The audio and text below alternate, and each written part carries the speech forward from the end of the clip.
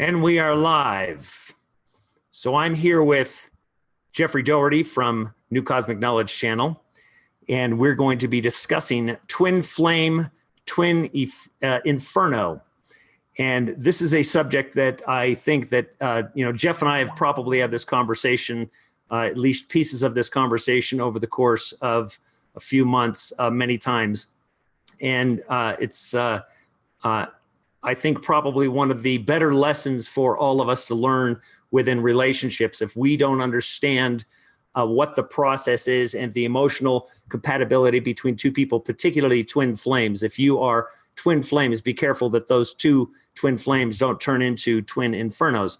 So I'm going to bring in Jeffrey here, and hopefully I can get this to do a side-by-side window. Jeffrey is still not allowing me to do that, but I don't really know why. But hopefully we'll get that and we'll allow this room to fill up. Everything's acting weird, Derek. I'm trying to get to where I can see the chat and see us, and that's normally not a problem, but for some reason tonight it is a problem. Yeah, and the amazing thing is everybody is coming up in chat here, but the title came up as a former title that I have on my video, so I'm going to have to edit it in motion here. Crazy. So we have all kinds of gremlins. We have all kinds of things going on. And, it's kind of funny that we have all these challenges when we're talking about a situation, and I'm just going to give up, like twin flames, because, there's this kind of an idea, I think, in what did Steve Olson call it, the conspiratorium? Yes. There's this idea that twin flames is something that we all want to look for. Twin flames is something that we all should strive to, and twin flames is supposedly just the greatest thing ever. But people that have been in them don't always tell that story, Derek. No, they don't. So why don't we, we've got 162 in the chat room now. And so I'll just, I'll say that, Jeff, you've had a bit of a bumpy road the past few days, to say the least. And but a very valuable bumpy road. Absolutely, I think so. And it seems like the tide has turned a little bit. It used to be twin flames were all the rage, and everybody was talking about twin flames, and everybody loved twin flames. But now, across the conspiratorium, across the truther movement, across the New Age movement, we have kind of see a shift. People like Alison Lassard, who was kind of one of the de facto twin flame gurus, if you will. She wouldn't have called herself that, but she's left the subject. And I see there's a lot of people kind of moving away from it. And I think the more that we get into it, the more that we begin to understand that it may not be what we thought it was. Derek, do you remember when this whole idea of twin flames really exploded across our genre? I think I probably saw it. I've heard the phrase throughout my life, from a mythological standpoint, that they were twin flames, speaking of some of the ancient couples. But I think it really exploded on the scene probably in the last 7 years, I would say. But most likely people have heard about it more and more just over the last year and a half, 2 years. Right. It seems that way to me as well. Hello, Mark Center Saint. Nice to see you here.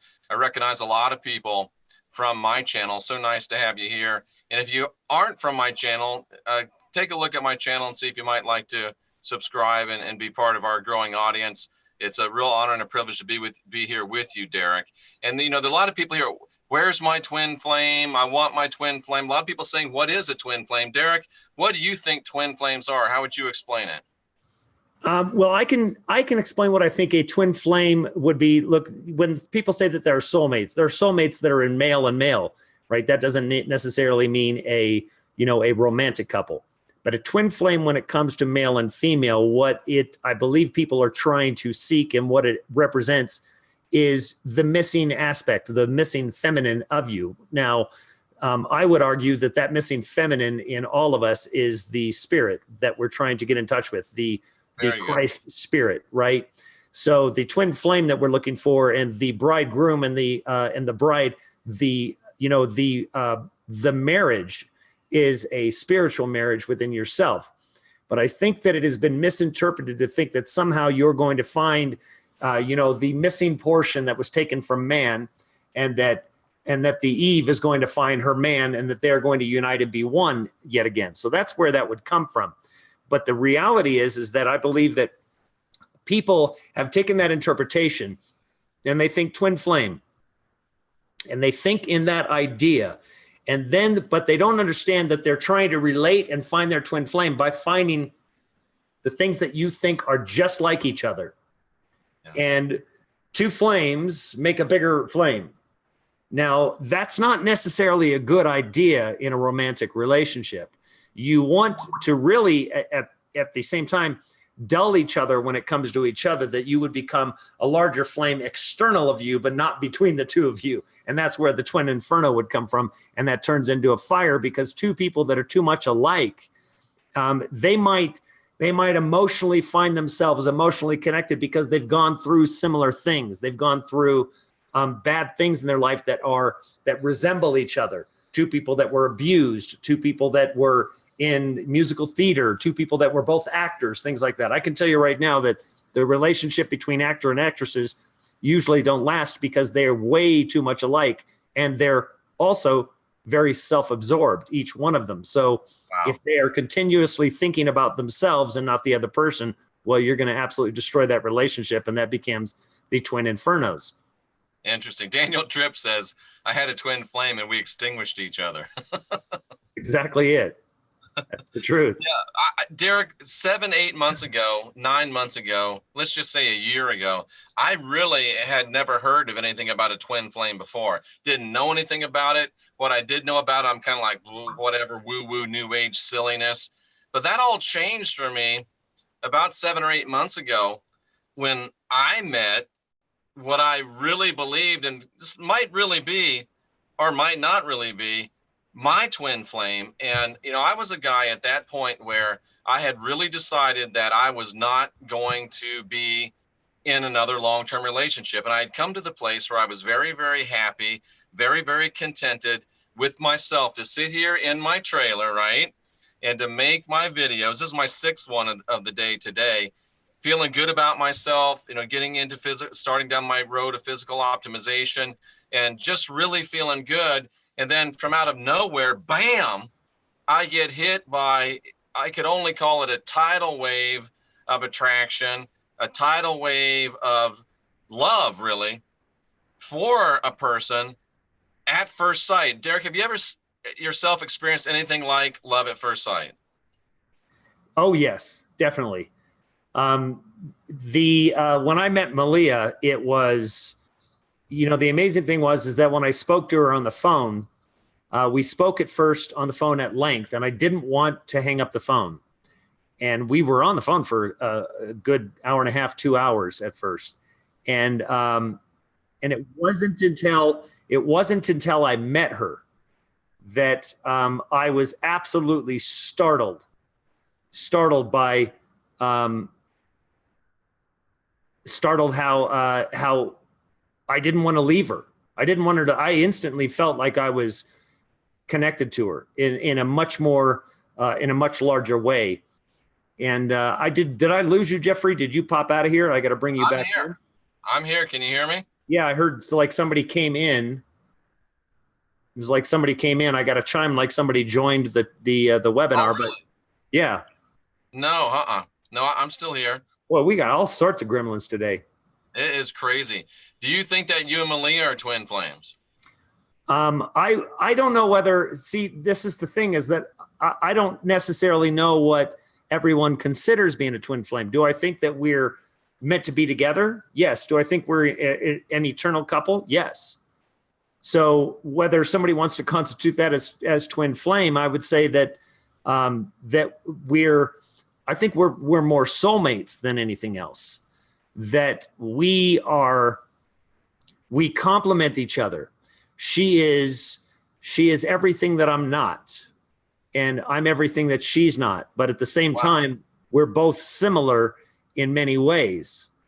That's really interesting. As I think about what I thought the twin flame was and what people say the twin flame is, I've got a whole new perspective on it now. I think what you're talking about, soulmates, that's probably more of the romantic, the love at first sight, that we're perfect for each other. We complement each other, absolutely perfectly. That's probably more of what people are thinking about when they say twin flame. Because I think now, after experience, what happens with a twin flame and why twin flames are put together. I don't know if it's karmic, Derek. I don't know if the father and mother just bring them together, but twin flames from experience are brought together to bring out the remaining dross that is within a person, the remaining impurities that are within a person, the remaining things that are within a person that have to be worked on. Because I'll be frank with you, I'll tell on myself. When I met this person, I thought that I was in pretty good spiritual shape. I thought I had gone through the work. I'd done a lot of soul searching. I'd done a lot of shadow work. I'd been into the dark night of the soul, did a lot of it. And yet, when I met this person, things that I thought that I had already finished with were coming back up. They were brought to the surface. Things that she thought were finished and she was over with were brought to the surface. And really, I think what twin flames are, Derek, is they're twin flames in the sense of the refining fire, the purifying fire. And when if you're praying and hoping and begging for a twin flame relationship, what you're praying and hoping and begging for is somebody to come into your life that is going to heat up the refining fire within you, and is going to cause anything that is not helpful to your spiritual ascension to bubble up to the surface. And when it bubbles to the surface, cousin, you've got to deal with it. And if you're in a close, intimate relationship, you're both going to be dealing with it, and you're both going to be dealing with each other's stuff. And the question becomes, do you both have the tenacity? Do you both have the endurance? And do you both have the will to not only deal with your stuff, but to deal with the other person's stuff simultaneously? It is a twin flame. It is a twin inferno. And not everybody likes that idea, Derek, of being in the refining fire. We used to have an old joke when I was a Christian. The problem with being a living sacrifice is you want to keep crawling off the altar. And that's the truth. Yeah. Yeah, it's funny that you want to keep crawling off the altar. That's a great line.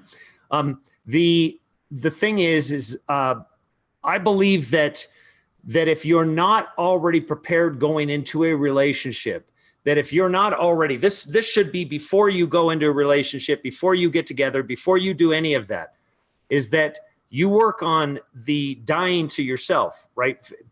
Because if I'm going to be constantly concerned about what I like, if the other person's going to be constantly concerned about what they like, if they're not serving one another, the only way that a true relationship works is to serve the other person, and that person serve you, and both of your needs are met.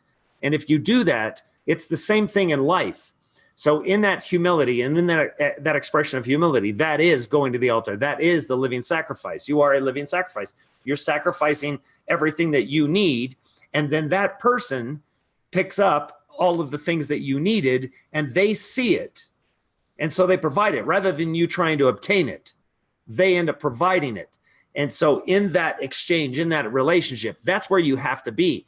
But when we go into these relationships, we get overwhelmed with love. You know that love is blind. We get overwhelmed with these things within us, and it can allow us to feel like that our own sovereignty is being threatened, right? That we are who we are, we now have to protect. And so what happens is in the relationship, the two become adversaries of each other. And that if you feel like that you have to protect, that you have something that you need to protect, that person's going to be able to take something. This is where confidence in yourself, it doesn't matter. Nobody can take anything from me. I don't care what they say. I don't care just because somebody says, go do that. Just because I go do it doesn't mean that I've become a slave. Right. Absolutely. Absolutely. And if you get in one of these type of relationships and you start seeing your stuff bubble up and you start realizing, I still got to work on this. And I found it rather, did I find it irritating? Yes. Did I find it challenging? Yes. Did I find it a lot of work? Yes. But at the same time, I was very happy and very glad to be able to say, oh, here's something that I didn't know. Here's something that I'm able to work on. Here's something that I can deal with. And interestingly enough, I had kind of like an excitement about it. And I'm going to my partner, I'm saying, isn't this great? We're getting to work on this. And she didn't think it was so great, Derek, because it was too much work. It was too difficult. It was too hard. And at the end of the day, it really got to the place where, yes, I realize this is a refining fire. Yes, I realize we're bringing this stuff out in each other. Yes, I realize that this is something that has to be done. But guess what? I don't want to do it anymore. That's the place that she came to. And you have to respect that. You have to understand that. But when you're praying for and hoping for and wishing for a twin flame, the old saying, be careful what you wish for. And then you get to this whole thing of, well, if it doesn't work out, was it really a twin flame? And let me just throw a whole monkey wrench into the machinery right here, Derek. Sometimes I don't think that the Father, the Mother, the Divine, God, whatever you want to call him, her, or them, I don't think they really care so much if it really is a twin flame, but they want us to get into a relationship that we at least think is a twin flame. So we'll be willing to undergo the refining fire, because at the end of the day, it doesn't matter if it was or wasn't a twin flame. If you put yourself through the refining fire and you get things fixed up, if it is a twin flame, great. If you both do it, you're going to be together. If it's not a twin flame and only one of you does it and the other one doesn't, well, good for the one person that did it. But the fact that you went there and the fact that you went through it makes it worth it, whether it really was something called a twin flame or if it wasn't something called a twin flame. It was a place of growth, a place of discovery, and a place of victory for at least one of you. But if the other one doesn't want to go there, there's not much you can do about that. You have to detach from the results and just say, I did what I can do. I did all my due. I got all of my dross to the top. It got scooped off. I'm better for it. Do you feel sad? Do you feel lost? Do you feel upset? Do you feel stupid? Do you feel embarrassed? Yeah. But at the end of the day, you've got to say, and I talked the other day about, are there, such a bad thing happened. Well, are there really bad things, or are there good things, or are there just things that happen, Derek? And we assign our own emotions to them instead of just sitting back and looking for the right thing and the lesson in everything that happens. Jeff, I think that that we categorize things whatever's convenient, right? We are going to find, as I've said to you many times, is that when we're looking for something, we'll find it. It doesn't matter whether it exists or not. If I go into a room and I see some guy that maybe I can't admit that that I've got a thing against him, and I think that he's a real jerk, I'm going to be looking for him to be a jerk, and so I'm going to find it, whether he is or not, whether he does anything that is bad or not. I'm going to find it, and I'll distort whatever that he's doing, and I'll co-create to make that happen. And so anytime in a relationship, the thing is that when we have doubts in ourselves, we'll have doubts in others. There's the old adage that is very true, that if a man is being accused of cheating, it's probably because she's cheating, and vice versa. So because you can only project onto somebody else what you can imagine is going on, and even if that person isn't cheating, they feel a deficiency in themselves that maybe they're not giving you what you need. Maybe they're not providing the things that you need. So in that insecurity, in their conscious state, they know what they're doing. They know what's missing. They know how they've been. They will then begin to project onto you the things that they feel that they deserve, right? I deserve to be cheated on because I'm not sleeping with them. So we do these things. We also do other things, Jeff, that is startling, that we will manifest things in other people to prevent something from happening. So if you always expect a relationship, a person that feels like the whole world is against them, and they think nothing ever works for me, the world hates me, everything's always bad for me. Mm-hmm. They will self-destruct their relationships before it happens, so they maintain the power on their own. right? So when a person feels that they need to maintain their power, right? They're like, this isn't going to work because of me. And so they will self-destruct it. So it's them leaving the relationship and not the other person. So they can then go, I left him, I dumped him, rather than he dumped me, right? So in order for them to maintain, this is all about illusions. This is all about perceptions.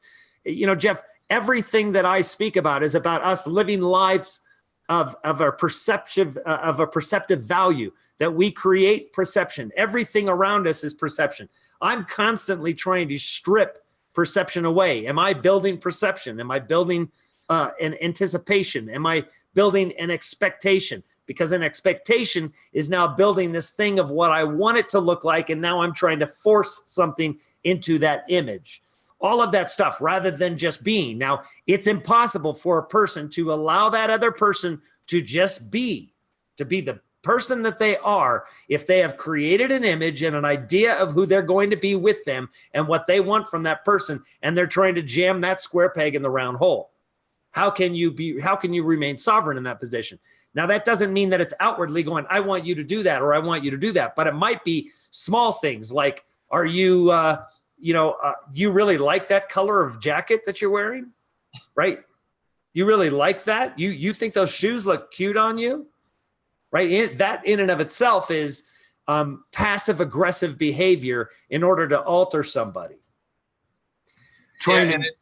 It's such a weird thing to be in the midst of that situation. And I mean, I don't think there's really any point in trying to be so coy anymore. I mean, people look and they see I'm back in my bunker here in Clearwater. They see that Sandra and I aren't doing shows anymore, and you don't have to be the brightest bulb on the Christmas tree to realize that probably means that Sandra and I aren't together anymore, and that's the truth.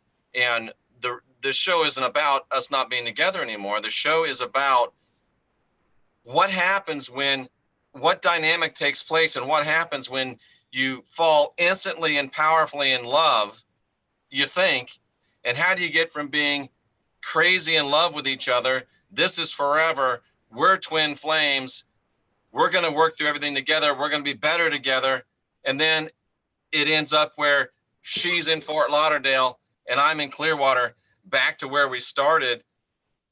What are the lessons? What are the takeaways? And what can we really learn from a situation we all kind of watch? Some of us from afar, me in the middle of it, you kind of being one of the pillars that we leaned on.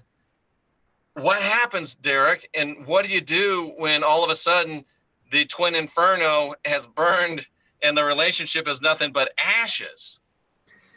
And this is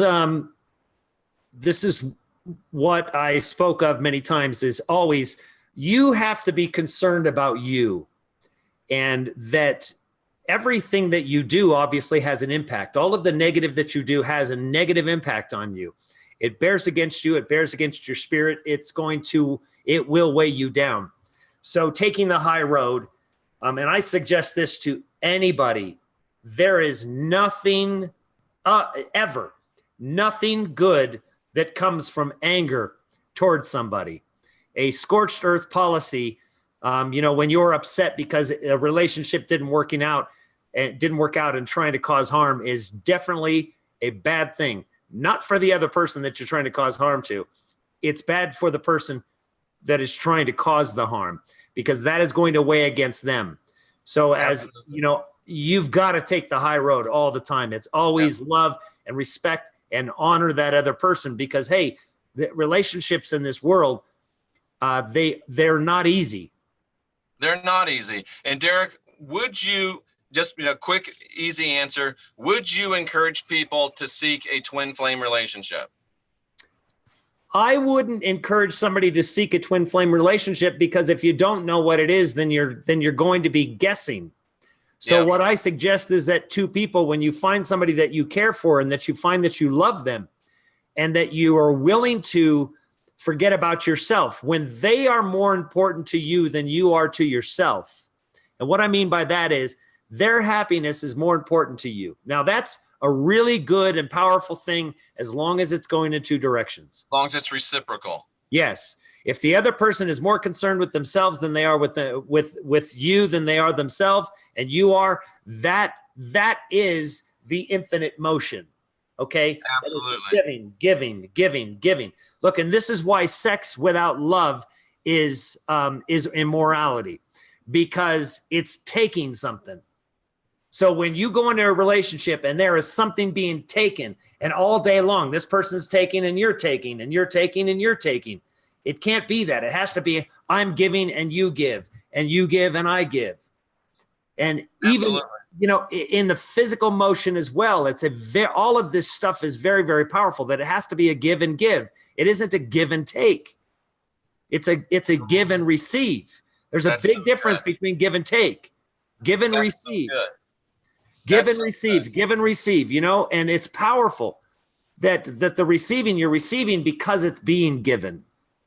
Absolutely. And, you know, even what I've been through, Derek, and, you know, I'm just on the tail end of it, I would still say to people, if you feel like it's a twin flame relationship, don't shy away from it. If you feel like it, I would say embrace it, because really, I mean, I just did this and it didn't work out. And I'm still saying to you, embrace it. I'm still saying to you, move into it. I'm still saying, you know what, be careful. But the point is, whether it is a twin flame or not, if you go into a relationship thinking, you know what, I'm going to give this my all, I'm going to work on this as hard as I can, and if it brings up things in my life that need to be changed, and this relationship with Sandra did, it brought stuff up in my life that I needed to deal with.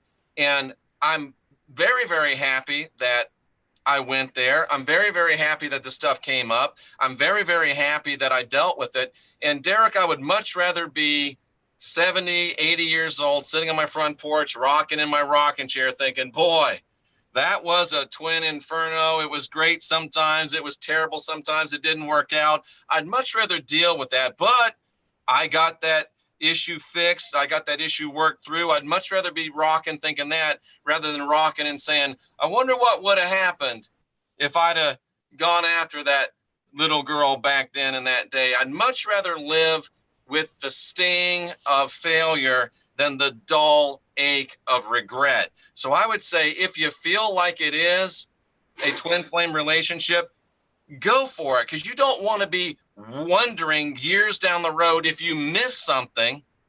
Go for it. Do it. If it doesn't work out, at least you know you did everything that you could do. And I'm sitting here right now. No, it didn't work out. No, I'm not with Sandra anymore. Yes, I'm single. Yes, I'm back in Clearwater. And I should be really, really sad, Derek. I should feel terribly. But for some reason, I've got just this sense of it's going to be all right. I did everything I could. And at the end of the day, it was twin flame. It was burning. The refining fire got going. I was ready to stay with it. I was ready to work with it. And she made the sovereign, divine, free decision of, this is too hot for me. I don't want to do it anymore. So all you can do is honor her decision, shake hands, part as friends. And you gave me a great piece of advice. Don't say or do anything that you'd have trouble forgiving yourself for later. And don't say or do anything that you can't sleep with.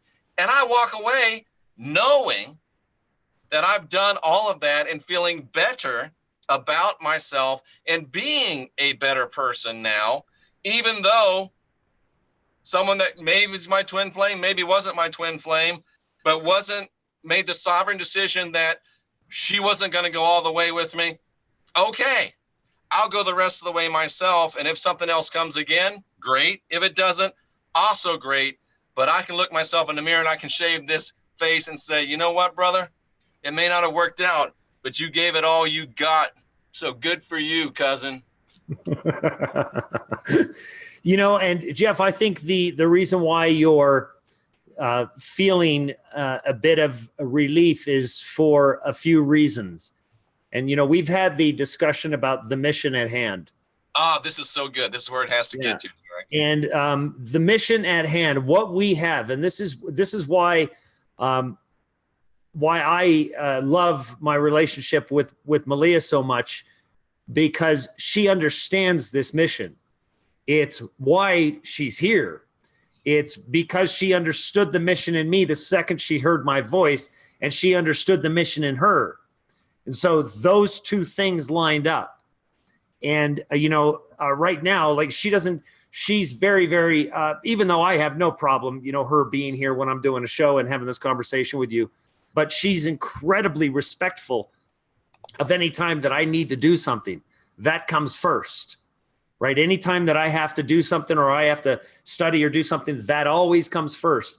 And so when you feel that your mission is impacted, and this mission, I'm going to just say this to everybody right now. There isn't anything in my life more important than this mission right now. Otherwise, I would be out there in the world making money, doing whatever. I've been accused. I got these crazy accusers accusing me of having stored hidden assets somewhere and everything. It's like, you have no idea who I am. Well, if you got any stored, let me know at least one of the holes. Okay. Yeah. No, none of that. It's crazy. The ridiculous accusations, but been dealing with it. Jeff, you've dealt with it. Well, somebody called Jenny Moonstone a cannibal the other day. And they meant it. So there's weirdness all across the spectrum.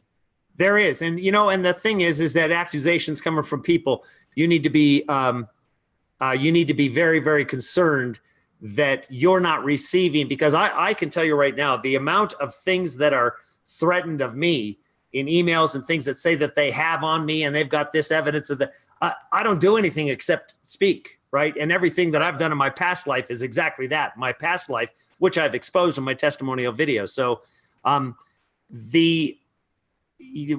of us are perfect. Nobody. None of us have been great. Today, my entire focus is spreading the truth of what we've been lied about, spreading the truth of a true gospel, the true gospel being what can free you.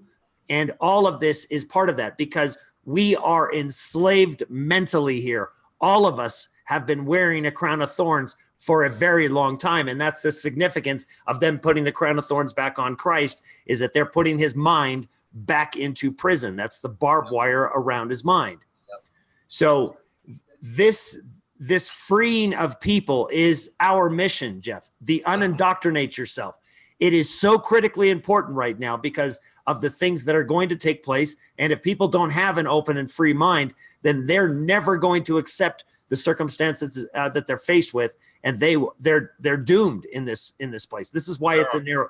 This is why it's a narrow gate. There is nothing more important. And Jeff, you weren't giving these revelations for no reason. I wasn't given these revelations for no reason. Other people that are speaking these and have their individual skill set, their individual visions that they were given, their contribution to the body of work that is being created. Everybody is a part of this. And so the enemy works in remarkable ways too. He works by using a twin flame. He will divide you, even if those two people believe that they both have the same mission. If the mission itself takes a back seat, or even worse, in the trunk of the car, and the focus now is wealth and monetary gain, or me syndrome, then the mission is going to suffer. And the reality is, and you know this, that as you've found these truths and you accept your role, you accept the appointment that you have. There's first an anointment, and then there is an appointment, right? You have an appointment and you must keep it. No being late for this one. Right. Right. There's no being late for this one. You hit the nail on the head. It is all about the mission. And for me, the mission is, to be on YouTube and putting out these informational videos, not telling people what to think, not telling people what to believe, but giving them information and giving them data, which allows them to be able to make their own decisions with more information. So more information, more data makes for a better decision. And when I met Sandra, I was rocking, I was rolling, doing all these videos, things were exploding. By the act of my own willful volition, I decided, yes, I'm going to move my entire life over to South Florida. Yes, I'm going to go back to work in the fear and guilt control matrix. And I knew that meant there was going to be some declension from the mission. But I was looking long term, and okay, this is a lifetime relationship. Sandra has a lot of skills and talent. Sandra has her own mission. We can merge our mission. So we'll take a temporary declination in mission, put mission on the back burner just a little bit. You know, Jeff has some issues where he doesn't think he was a great dad. He got the opportunity to be at least a partial stepdad to a wonderful 5-year-old girl and pour out his heart to her and somehow make some amends a little bit, you know, for maybe some of the things that he thought that he wasn't doing, you know, to his own kids. So that was part of it. And to get into a place where I could be of service to Sandra, could be of service to Sophia, I was willing to step back from that mission for a while. And I think that was honorable. I think that was probably a good decision.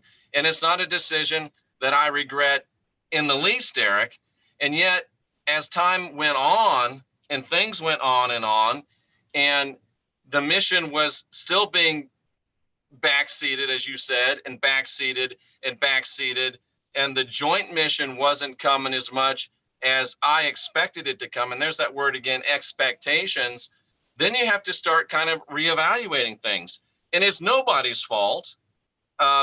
People are here in the chat room saying we saw it coming, it was moving too fast, things like that. And that's probably true that it was moving too fast. But, you know, I'm an intense guy. I'm a pedal to the metal guy. When I think that I know something, I go for it. I do it. But as time goes on, we have to learn to live moment by moment. And I think one of the lessons for all of us is not to be attached to outcomes, to be attached and to be fully present moment by moment, and to be mature enough, to be adult enough, to be spiritual enough to make course corrections midterm. When you get on a ship, let's say you're going to the Bahamas and you sail out of Miami and you're headed to the Bahamas, they don't just point the boat at the Bahamas and sail. If they do that, they're going to wind up in the middle of the Bermuda Triangle. But you point the boat towards the Bahamas. If you get in a twin flame relationship, you point it towards forever, and things get off and things get off. You make course corrections along the way. And sometimes the boat, the airplane, because of turbulence and because of resistance, sometimes it just runs out of fuel and you've got to stop at a port or land at an airport short of the destination that you had in mind. Now, does that mean that you failed? I don't think so. Does that mean that you blew it? I don't think so. Does that mean that you were stupid? I don't think so. I think what that means is that you were full of faith, that you were someone that was in the arena trying and working and pushing and pressing, and it just didn't work out. Does it always have to be bad if it doesn't work out? Does it always have to be good if it does work out? I don't think so. Why do we have to pick a side like Derek says? Why can't we just allow it not to be good, not to be bad, but just to be? And any relationship we enter into, whether it's a business relationship, whether it's a friendship, whether it's a romantic relationship, take it moment by moment, give it all you have. And at the end of the day, if you've given all you have and the person in the relationship doesn't want to continue to give and says, you know what, I've given all that I've decided to give to this relationship, that's okay. Let that just be. Let that just be. That doesn't mean you have to trash them. That doesn't mean you have to talk bad about them. That doesn't mean that you have to throw rocks at them. It just means that you gave it your best and it didn't work out. And like Derek said so poignantly, don't do anything that precludes the father and the mother from doing work in the future. Don't do anything that you will be sad about. Don't do anything that you will be ashamed of. Don't do anything that you wouldn't want done to you. Be a man, be a woman. So I think the best advice of the whole thing is, if you think that you have a potential for a twin flame relationship, go for it. Give it all you have. But know, if you decide you're going to get into a twin flame relationship, flame is always hot, ladies and gentlemen. And it's not always hot in a good way. We think hot, ooh, hot relationship, hot guy, hot girl. There's more heat than just hot. That means it's going to get hot inside you. The things that are buried inside you are going to start bubbling up to the surface, and you are going to have to deal with stuff that you didn't know was there. That's what a twin flame relationship is for. A twin flame relationship is not for romance. A twin flame relationship is not for hot sex. Maybe that's part of it, but the real reason a twin flame relationship is there is to get the stuff that's buried in you to the surface so it can be dealt with. A twin flame is brought into your life because if you're a dude, that girl's going to tweak your stuff. If you're a guy, that, either way, you're going to tweak each other's stuff. So know that going in. And if you don't want your stuff to be tweaked, don't go in. If you don't want to deal with the dark, the good, the bad, the ugly, this is Derek, don't do it. Derek, are we still live or am I talking to myself? Oh, I believe that we are still live on the Global Witness channel, and I have hijacked your channel, Derek, so you never know what I'm saying.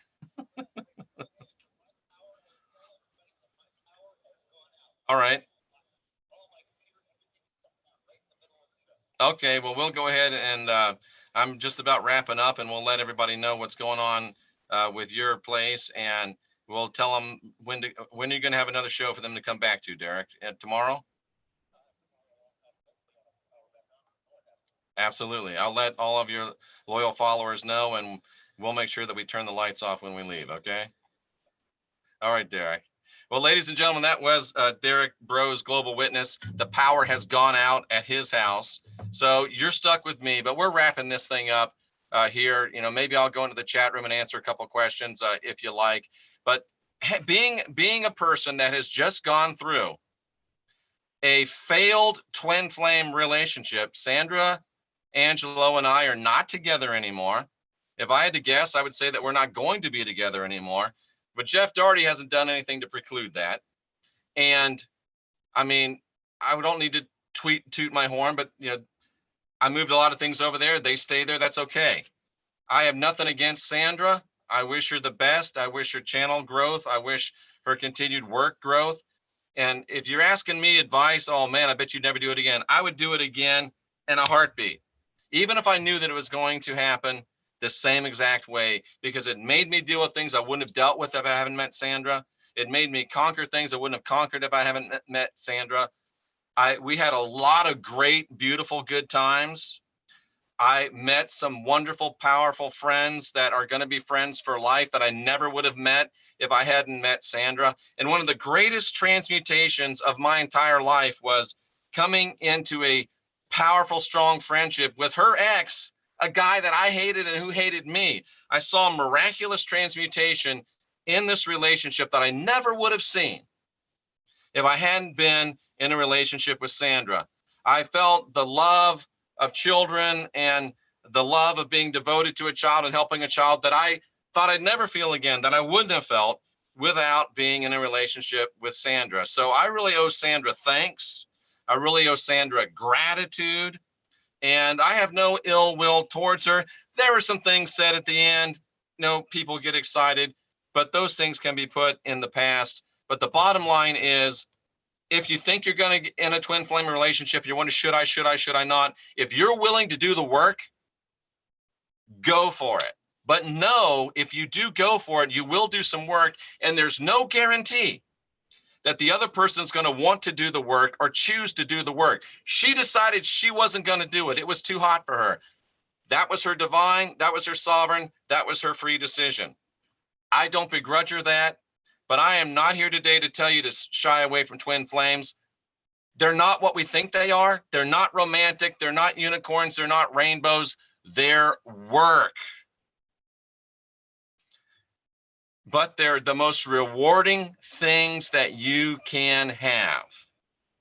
This is real world twin flame relationship. This is the truth of twin flame relationships.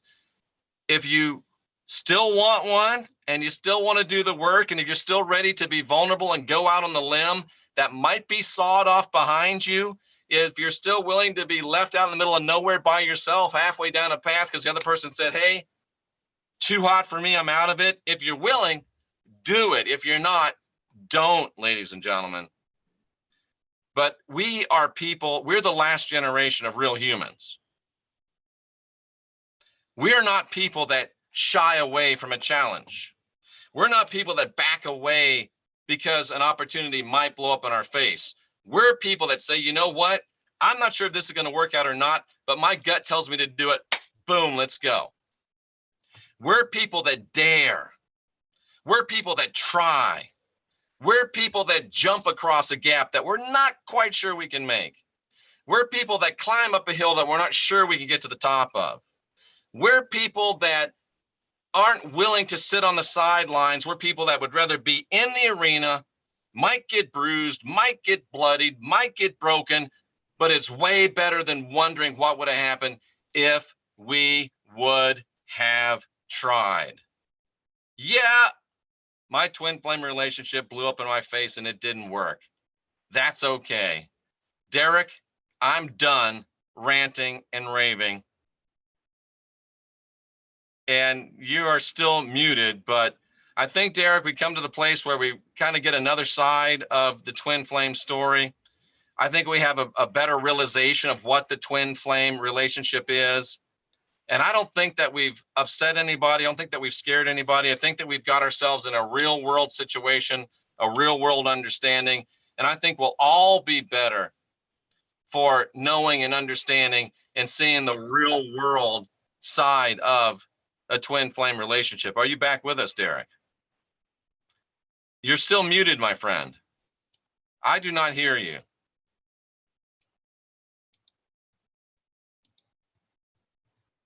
Don't hear you now either. Still gremlins. How about now? I hear you now. You Welcome got me back. Man, the place went dark in a second. All of a sudden I was in a dark room. And Tony says, just reflect on how you grew due to your interaction with Sandra. Absolutely. So I'm sorry. I apologize, everybody. Unfortunately, I don't control the power, but the Illuminati do, that's for sure. Absolutely. Derek, why don't we wrap this up by, I mean, you were watching this from the outside, you know, counseling both of us. I mean, and you were very, very objective. You weren't on my side. You weren't on her side. You were on our side. Having watched somebody go through what they believed was a twin flame relationship, I think it still might have been. What is your outside advice and opinion to everybody? What are some lessons that all these great people can take away from this whole thing?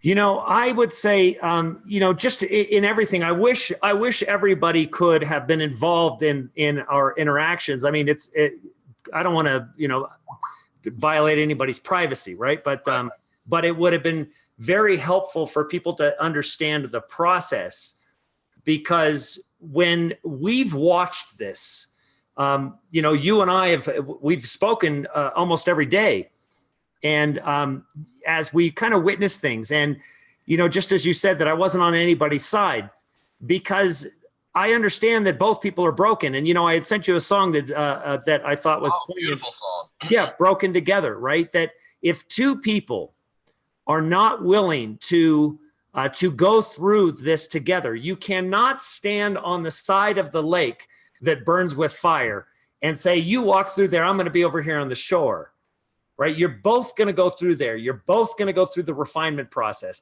There is no salvaging ego in this. Is that ego is death in a relationship.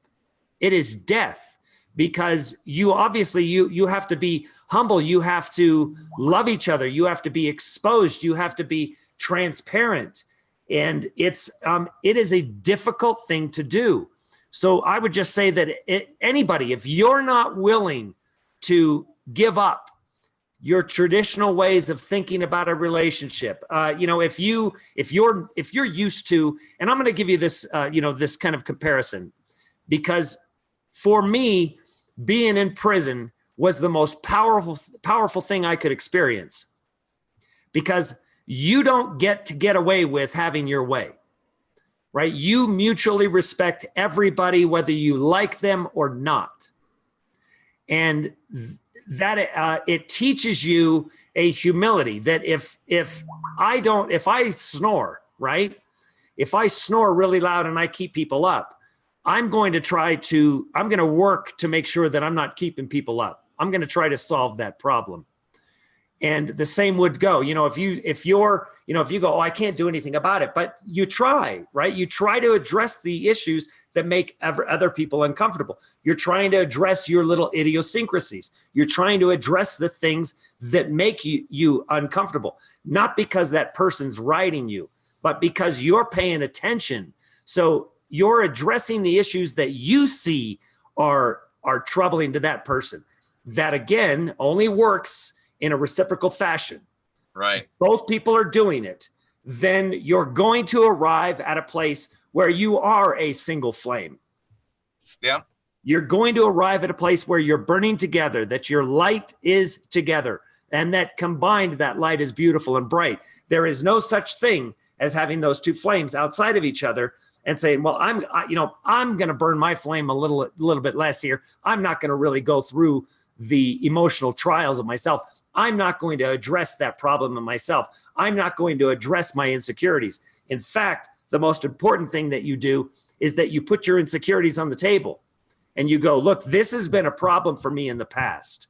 And I just ask you to understand when I do that and to remind me gently.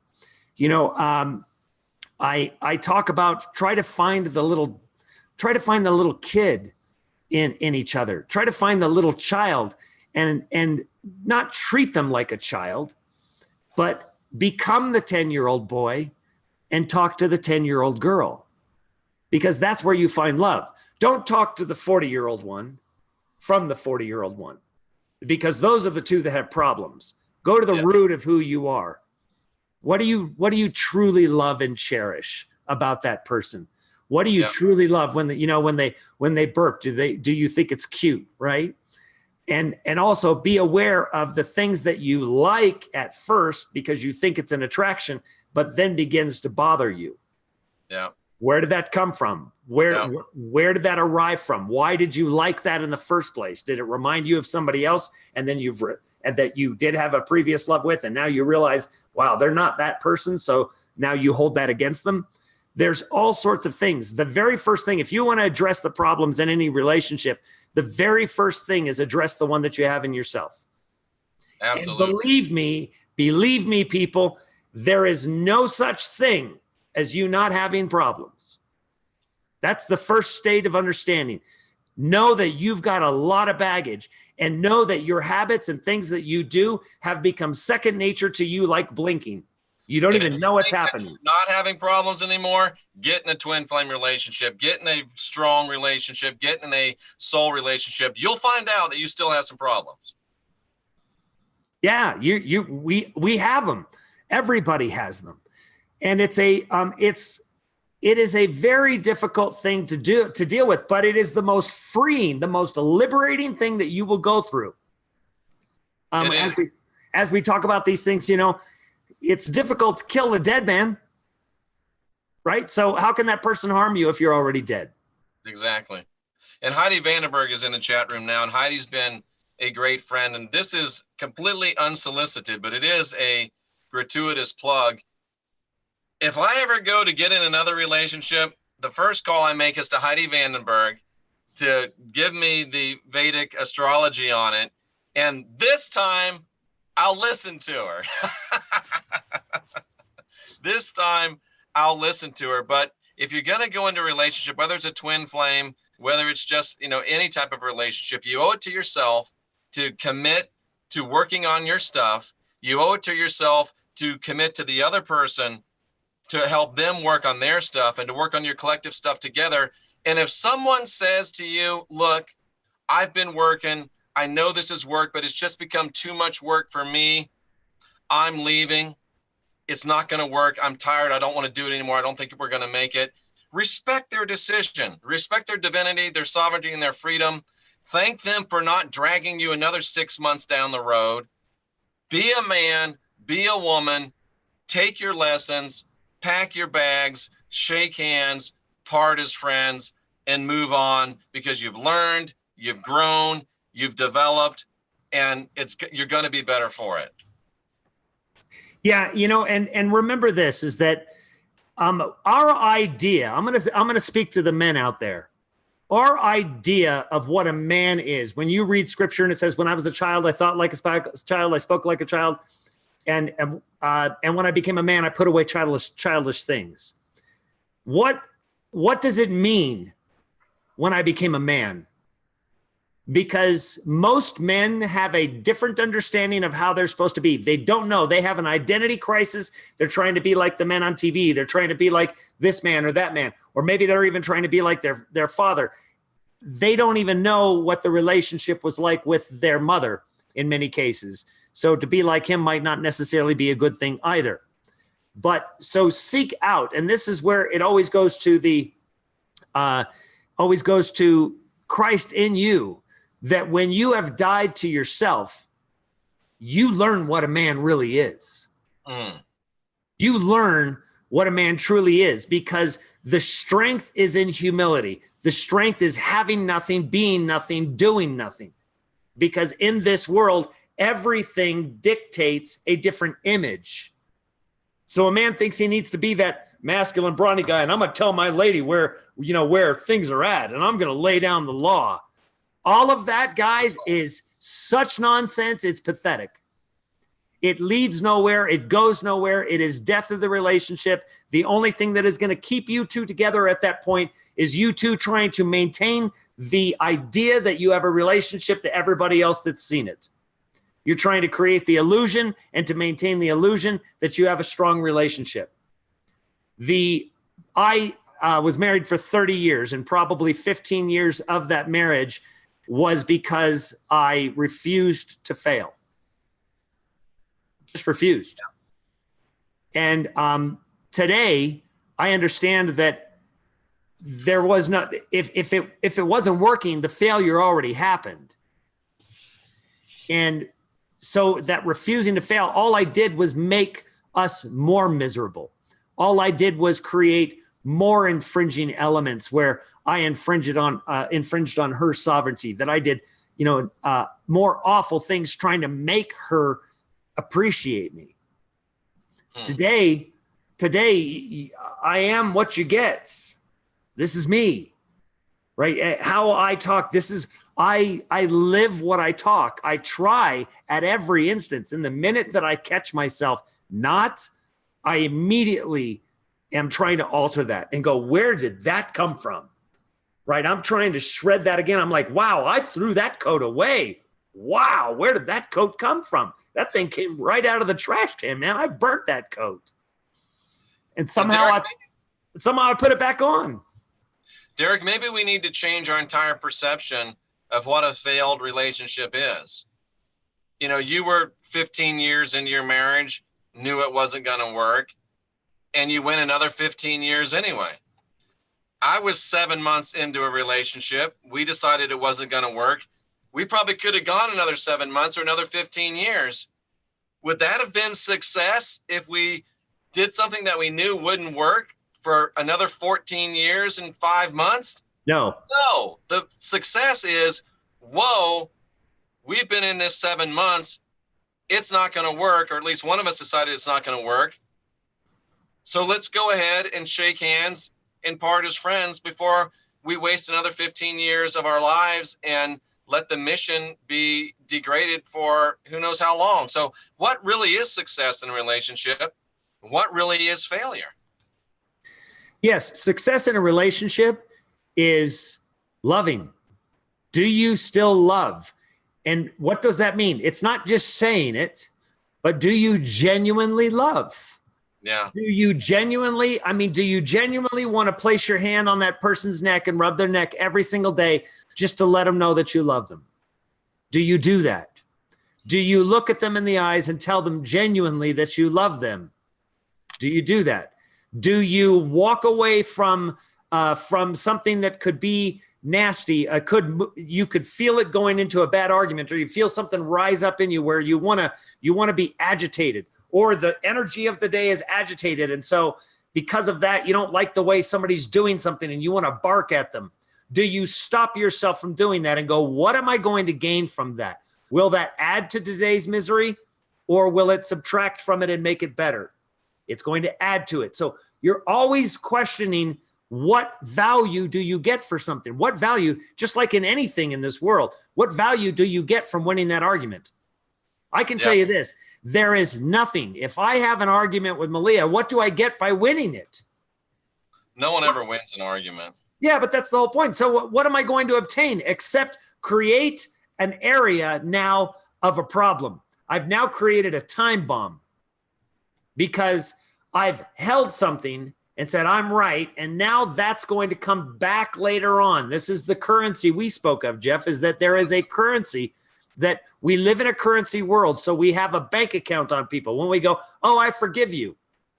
Really? Or have you just put that in a bank account that you don't, that's a secret bank account that you have, that at the appropriate time you're going to bring up? Yeah. Right? So we build these things up. So it's really important that if you're not, I can tell you that it's easier to be not in a relationship. And so my true advice to anyone, because it's the advice that I have on myself, and so I'm speaking to you in complete honesty about myself. The minute anything, when somebody asks me, should I smoke weed? Should I not smoke weed? Should I do this? Should I not do this? Right? I'm going to tell you the same thing every time. Anything in your life that deviates and keeps you from the Father and keeps you from who you're supposed to be within that, anything, you need to finish it. Absolutely. Derek, here's my last words on this whole thing. It's an excerpt from a speech that President Teddy Roosevelt gave. And this is my subtle message to some of you in the chat room. And this is my message to everybody about this entire subject matter and the other daring things, the great things that we dare to do. And Teddy Roosevelt said these things. He says, it's not the critic who counts. It's not the man or the woman who points out how the strong man stumbled or where the doer of deeds could have done them better. The credit belongs to the man or the woman who's actually in the arena, whose face is marred by dust and sweat and blood, who strives valiantly, who errs, who comes short again and again, because there is no effort without error and shortcoming, but does actually strive to do the deeds, who knows the great enthusiasms, the great devotions, who spends him or herself in a worthy cause, and who at best knows in the end the triumph of high achievement, even if it's only for a moment, and who at the worst, if he or she fails, at least fails by daring something greatly, so that his or her place shall never be with those cold and timid and trolling souls who know neither victory nor defeat. That's my story, Derek, and I'm sticking to it. Awesome. Well, I wanted to, let me just say this, Jeff, that through this entire process, I have been remarkably happy with your humility in your questions to me, and you willing to work on the things, not being afraid of me giving you a suck it up, or you're being a jerk, or whatever.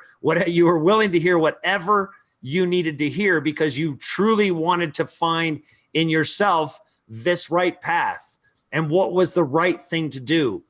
And that's where the path and the mission come together, Jeff, is that I saw you working on maintaining the path while you went through this.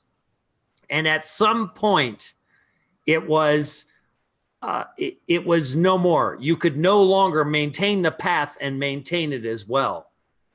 And recognizing that is true. And, and how I would respond to you most of the time would be most likely, well, what do you feel about it? Like more of a question, because the one beautiful thing about the Matrix that is always there is that we've already made the answer. We've already decided. We just now have to understand our decision. And that's truly what you were doing, is you were just trying to understand a decision that you had already made, or something that you already knew. And so you allowed confirmation to take place without telling me what that was. You would ask the questions, and then I would be able to say something, and then you go, yes, that's exactly how I felt. So you confirmed how you felt based on what I said without telling me what you were doing or what you were thinking. So I was and am and will always be very impressed and honored to be able to have those conversations with you. And I appreciate the trust that you placed in me with those conversations, Jeff. Well, thank you for being a true friend, Derek. And I know you were a true friend to Sandra as well. And I really appreciate it. I can't speak for her, but I have a feeling that she also appreciates it as well. And I look forward to continue to being your friend. And yes, I am back in the bunker in Clearwater. He's back in the bunker, and with that big smile too. Back in the bunker, baby. I'm back. I'm better than ever. So, hey, while we're at it, people have been asking for an update here. I just got back from Hopi Land, and why I'm actually a little under the weather today. Both Malia and I are. It was a lot of driving. We went to a lot of places. I just wanted to let everybody know that I got a bunch of video. We did go and explore the outer limits of a specific cave that has legend of a serpent in it. Water, very much a place which I would say on the surface of the ground is poverty-stricken Hopi territory, and underneath that mesa is a garden. So it's remarkable, and there is the legend at the cave that we went to is the legend of a snake which is female and is incredibly sad and has been mourning for thousands of years, but not to go in there. But I can tell you one thing, we're going to be going in the cave. So it's not easy to get to. It's down underneath this ridge in the mesa, so there's a bit of hiking all the way around. Beautiful territory. I got some amazing footage out as we were going through Monument Valley and of the area. Also of a place that looked like there was a landing of something that left a remnant of really fungus. Wow. So, yeah, it's remarkable. There's definitely some things that are taking place there. There's also what's remarkable is on the Hopi land there, and I think that ultimately we're going to try to help do something with it. There is a right by the Hopi Cultural Center, there is an RV park that used to be together. It's still got wired pieces for each one of the different places for trailers, and some of the trailers are still there. Some of them look like trailers that were a library for teaching with hundreds of books. And the people that had come to take and to build this RV center seemed like a doomsday property. And no one really knows what happened, but they built a building with a laundromat and showers and everything, and all of these trailers that hook up with water and sewage and all of that.